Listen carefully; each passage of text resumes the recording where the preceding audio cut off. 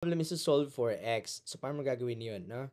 Using this equation, ang gagawin natin dyan is, i-disguise muna natin tong si square root of x as y. So, we can write it as square root of x. Okay?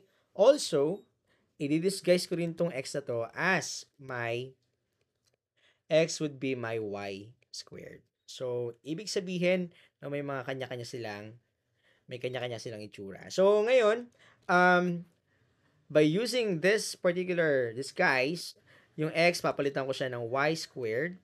Yung square root of x, papalitan ko siya ng y. Ito, magiging siya pa rin, minus 2 equals 0. Okay? Factoring this particular term, so we have a trinomial pala, no? We have y minus 2 times y plus 1. And that is equal to 0. And finding the y in this part, so we have y equals 2. Okay? We all know that this is a disguise only. We can write y as square root of x. So, square root of x is equal to 2. Again, pinalit ako ng y ng square root of x. Kasi disguise lang yan. For us to find the x, we have to square both sides.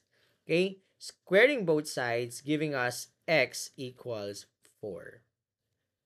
Okay? On the other hand, we have y equals negative 1.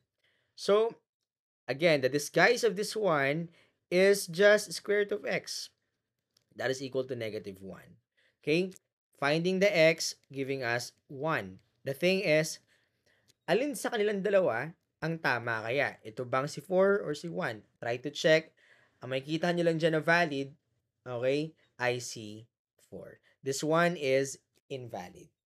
Okay? The correct answer is 4.